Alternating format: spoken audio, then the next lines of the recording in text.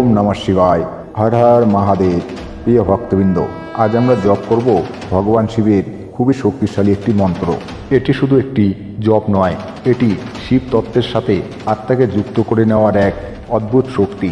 চোখ বন্ধ করে ধীরে ধীরে শ্বাস নিন এবং অনুভব করুন আপনার চারপাশে ছড়িয়ে পড়েছে শিবের নিস্তব্ধ, শান্ত, কল্যাণময় এক শক্তি। ভগবান শিব সৃষ্টি, স্থিতি এবং সংহারের চাবিকাঠি ধরে রাখেন তিনি মহাকাল, তিনি ত্রিলোকেশ্বর, তিনি নীলকণ্ঠ, যিনি সকল বিষ, সকল কষ্ট, সকল দুঃখ গ্রহণ করে জগৎকে মুক্ত করে তোলেন। এই মন্ত্রটি শিবের ভয়ঙ্কর রুদ্ররূপকে নয়, তার শান্ত, রক্ষাকারী, দয়াময়, সমৃদ্ধিদায়ক রূপকে আহ্বান করে। যখন আপনি এই মন্ত্র শ্রবণ করেন, মন ধীরে ধীরে শান্ত হয়ে আসে। যে চিন্তা, দুশ্চিন্তা, মানসিক অস্থিরতা হৃদয়কে ভারী করে রাখে, সেগুলো গলে গিয়ে দূরে সরে যেতে শুরু করে। বলা হয় এই মন্ত্র আপনার অন্তরের আগুনকে ঠান্ডা করে, মনকে বিশুদ্ধ করে এবং আপনাকে এক উচ্চতর চেতনার দিকে টেনে নিয়ে যায়। আপনি যত শুনবেন, আপনার ভিতরে অনুভব করবেন বাড়ছে আত্মবিশ্বাস, বাড়ছে ধৈর্য, বাড়ছে অন্তরের শক্তি। এই মন্ত্র শ্রবণের মাধ্যমে মানসিক চাপ কমে যায়, চিন্তা ও ভয় দূর হয়, নেতিবাচক শক্তি দূরে সরে যায়, মন স্থির হয়, ঘুমের মান ভালো হয়। আপনি অনুভব করবেন দিনযাপনের অনিশ্চয়তা আর আপনাকে ছুঁতে পারছে না। পারিবারিক শক্তিতে পরিবর্তন। যেখানে এই মন্ত্র প্রতিদিন শোনা হয়, সেই বাড়িতে ধীরে ধীরে জমে উঠতে থাকে শান্তি ও ধৈর্য। পরিবারে কলহ কমে, সৌভাগ্য বৃদ্ধি পায়। এই মন্ত্র শোনা মাত্রই গৃহদ্বারে এক ধরনের পবিত্রতা স্থির হয়। কর্মজীবন ও অর্থভাগ্যে পরিবর্তন। বিশ্বাস করা হয় এই মন্ত্র শ্রবণ করলে কর্মে উন্নতি হয়, বাধা দূর হয়, ভাগ্যের দরজা খুলে যায়, অর্থের প্রবাহ শুরু হয়, অসম্ভব কাজ সম্ভব হয়। মানসিক স্থিরতা আসলে সিদ্ধান্ত নেওয়ার শক্তি বাড়ে। সেই সিদ্ধান্তই জীবনে সমৃদ্ধির পথ খুলে দেয়। যখন আপনি এই মন্ত্র শোনেন, আপনার চারপাশে অসীম নীল আলো ছড়িয়ে পড়ে, যেন শিব নিজস্ব শক্তি আপনাকে ঘিরে ধরেছে। শরীর সুস্থ রাখে, মন প্রশান্ত রাখে, আত্মাকে রক্ষা করে। এক আত্মাধিক আর সমষ্টির অনুভূতি তৈরি হয়, যা কথায় প্রকাশ করা সম্ভব নয়।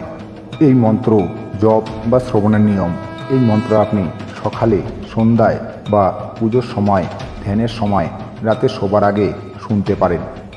তাহলে চলুন ভক্তিভরে এবার 108 বার শ্রবণ করি সেই শক্তিশালী শিব মন্ত্র। ওম নাগেন্দ্রহারায় মম ত্রিলোচনায় শ্রীকণ্ঠস্বরায় অনন্তধর্মায় মহেশ্বরায় ধনম প্রদায় চ নমস্তুতে। ওম নাগেন্দ্রহারায় মম ত্রিলোচনায় শ্রীকণ্ঠস্বরায় অনন্তধর্মায় মহেশ্বরায় ধনম প্রদায় চ নমস্তুতে। ওম নাগেন্দ্রহারায় মম ত্রিলোচনায় শ্রীকণ্ঠস্বরায় অনন্তধর্মায় মহেশ্বরায় ধনম প্রদায় চ নমস্তুতে। ওম নাগেন্দ্রহারায় মম ত্রিলোচনায় শ্রীকণ্ঠস্বরায় অনন্তধর্মায় মহেশ্বরায় ধনম প্রদায় চ নমস্তুতে। ওম নাগেন্দ্রহারায় মম ত্রিলোচনায় শ্রীকণ্ঠস্বরায় অনন্তধর্মায় মহেশ্বরায় ধনম প্রদায় চ নমস্তুতে। ওম নাগেন্দ্রহারায় মম ত্রিলোচনায় শ্রীকণ্ঠস্বরায় অনন্তধর্মায় মহেশ্বরায় ধনম প্রদায় চ নমস্তুতে।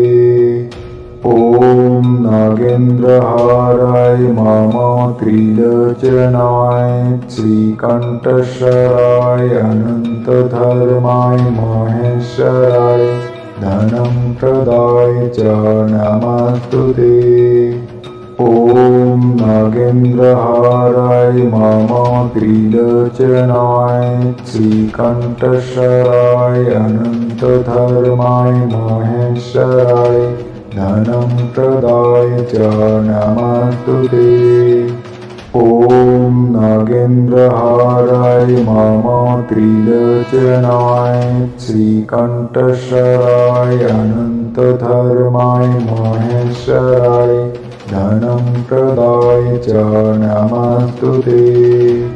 ॐ नागेन्द्रहाराय मम त्रिलोचनाय श्रीकण्ठेश्वराय अनन्तधर्माय महेश्वराय धनं प्रदाय च नमस्तु ते।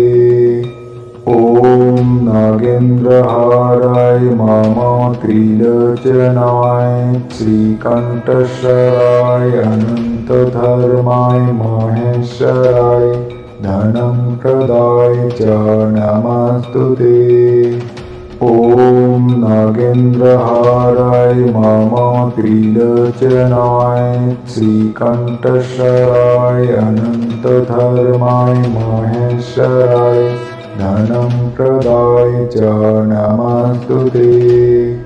ॐ नागेन्द्रहाराय मम त्रिलोचनाय श्रीकण्ठेश्वराय अनन्तधर्माय महेश्वराय धनं प्रदाय च नमस्तु ते। ॐ नागेन्द्रहाराय मम त्रिलोचनाय श्रीकण्ठेश्वराय अनन्तधर्माय महेश्वराय धनं प्रदाय च नमस्तु ते। ॐ नागेन्द्रहाराय मम त्रिलोचनाय श्रीकण्ठेश्वराय अनन्तधर्माय महेश्वराय धनं प्रदाय च नमस्तु ते। ॐ नागेन्द्रहाराय मम त्रिलोचनाय श्रीकण्ठेश्वराय अनन्तधर्माय महेश्वराय धनं प्रदाय च नमस्तु ते। ॐ नागेन्द्रहाराय मम त्रिलोचनाय श्रीकण्ठेश्वराय अनन्तधर्माय महेश्वराय धनं प्रदाय च नमस्तु ते। ॐ नागेन्द्रहाराय मम त्रिलोचनाय श्रीकण्ठेश्वराय अनन्तधर्माय महेश्वराय धनं प्रदाय च नमस्तु ते। ॐ नागेन्द्रहाराय मम त्रिलोचनाय श्रीकण्ठेश्वराय अनन्तधर्माय महेश्वराय धनं प्रदाय च नमस्तु ते। ॐ नागेन्द्रहाराय मम त्रिलोचनाय श्रीकण्ठेश्वराय अनन्तधर्माय महेश्वराय धनं प्रदाय च नमस्तु ते। ॐ नागेन्द्रहाराय मम त्रिलोचनाय श्रीकण्ठेश्वराय अनन्तधर्माय महेश्वराय धनं प्रदाय च नमस्तु ते। ॐ नागेन्द्रहाराय मम त्रिलोचनाय श्रीकण्ठेश्वराय अनन्तधर्माय महेश्वराय धनं प्रदाय च नमस्तु ते। ॐ नागेन्द्रहाराय मम त्रिलोचनाय श्रीकण्ठेश्वराय अनन्तधर्माय महेश्वराय धनं प्रदाय च नमस्तु ते। ॐ नागेन्द्रहाराय मम त्रिलोचनाय श्रीकण्ठेश्वराय अनन्तधर्माय महेश्वराय धनं प्रदाय च नमस्तु ते। ॐ नागेन्द्रहाराय मम त्रिलोचनाय श्रीकण्ठेश्वराय अनन्तधर्माय महेश्वराय धनं प्रदाय च नमस्तुते। ॐ नागेन्द्रहाराय मम त्रिलोचनाय श्रीकण्ठेश्वराय अनन्तधर्माय महेश्वराय धनं प्रदाय च नमस्तुते। ॐ नागेन्द्रहाराय मम त्रिलोचनाय श्रीकण्ठेश्वराय अनन्तधर्माय महेश्वराय धनं प्रदाय च नमस्तुते। ॐ नागेन्द्रहाराय मम त्रिलोचनाय श्रीकण्ठेश्वराय अनन्तधर्माय महेश्वराय धनं प्रदाय च नमस्तुते। ॐ नागेन्द्रहाराय मम त्रिलोचनाय श्रीकण्ठेश्वराय अनन्तधर्माय महेश्वराय धनं प्रदाय च नमस्तुते। ॐ नागेन्द्रहाराय मम त्रिलोचनाय श्रीकण्ठेश्वराय अनन्तधर्माय महेश्वराय धनं प्रदाय च नमस्तुते। ॐ नागेन्द्रहाराय मम त्रिलोचनाय श्रीकण्ठेश्वराय अनन्तधर्माय महेश्वराय धनं प्रदाय च नमस्तुते। ॐ नागेन्द्रहाराय मम त्रिलोचनाय श्रीकण्ठेश्वराय अनन्तधर्माय महेश्वराय धनं प्रदाय च नमस्तुते। ॐ नागेन्द्रहाराय मम त्रिलोचनाय श्रीकण्ठेश्वराय अनन्तधर्माय महेश्वराय धनं प्रदाय च नमस्तुते। ॐ नागेन्द्रहाराय मम त्रिलोचनाय श्रीकण्ठेश्वराय अनन्तधर्माय महेश्वराय धनं प्रदाय च नमस्तुते।